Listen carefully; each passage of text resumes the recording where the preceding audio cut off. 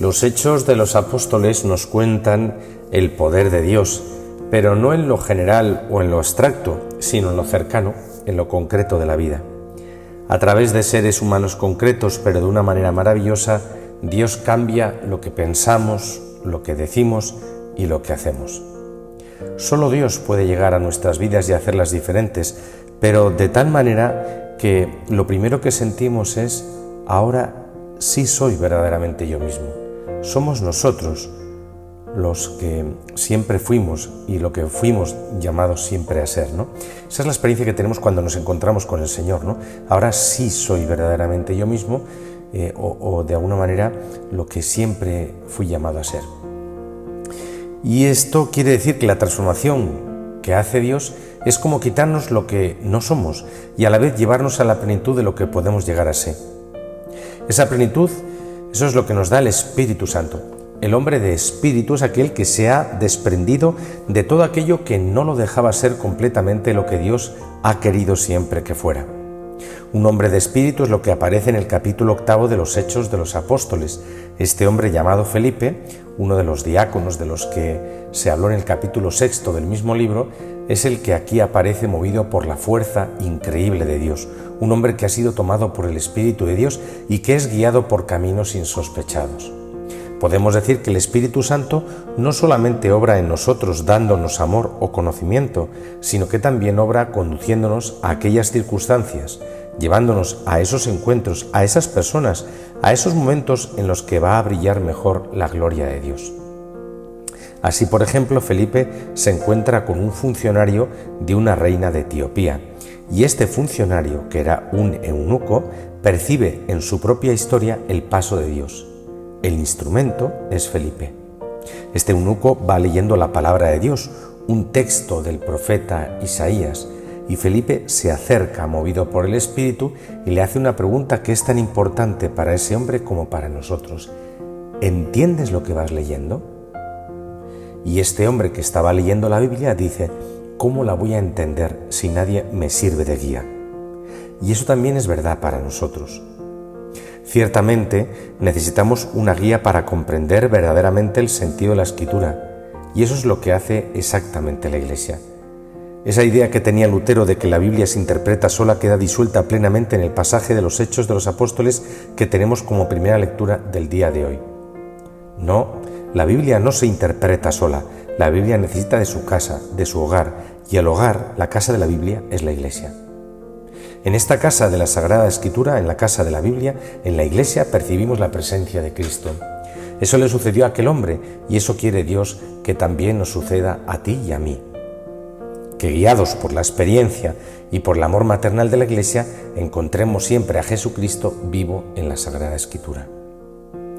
El Evangelio de este jueves de la tercera semana de Pascua continúa con ese discurso eucarístico pronunciado por Jesús después de la multiplicación de los panes y que está recogido en el capítulo 6 de San Juan, que es como conocido, ¿verdad?, como el discurso del pan de vida pronunciado en Cafarnaúm.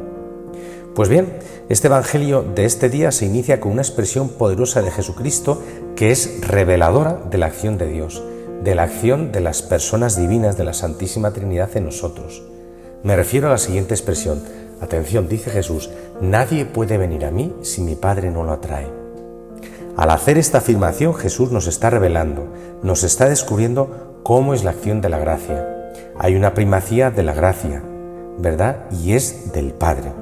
Es Dios Padre el que ha sembrado en nosotros, podríamos decir, el ADN espiritual de cada uno de nosotros.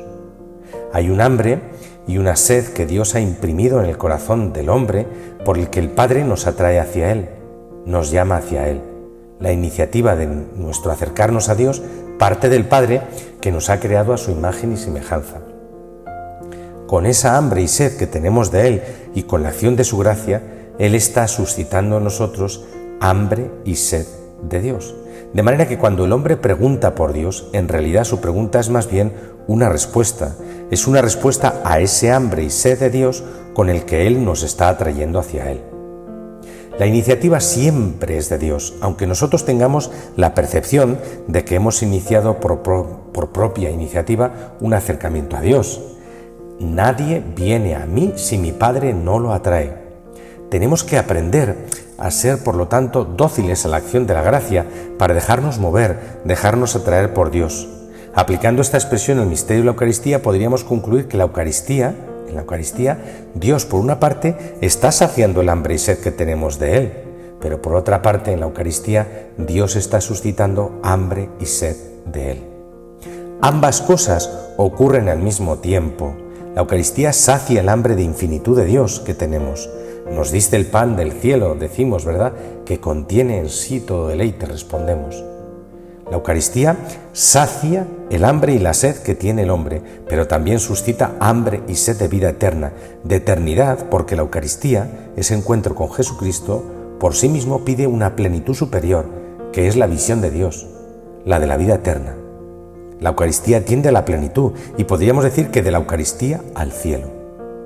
La Eucaristía nos está introduciendo, por lo tanto, en esa consumación de la vida de gracia que es la visión beatífica de Dios en el cielo, a la que todos estamos llamados.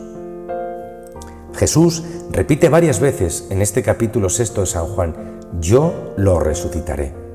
La resurrección es la palabra, la única palabra que se levanta frente a la palabra de la muerte. El canto de la vida responde al aullido de la muerte en el día de la Pascua de Cristo. Y ese canto es la misma melodía que le da ritmo a la vida que ya llevamos en esta tierra. Así pues, yo le resucitaré significa: en esa historia la victoria es mía y no de la muerte. Yo triunfaré en esa existencia que está llamada a perdurar y no a hundirse en el vacío ni en las garras del enemigo. El acto sublime de darnos su carne es entonces la manera de introducir su victoria en el ámbito de nuestra vida. Feliz día para todos. Amén.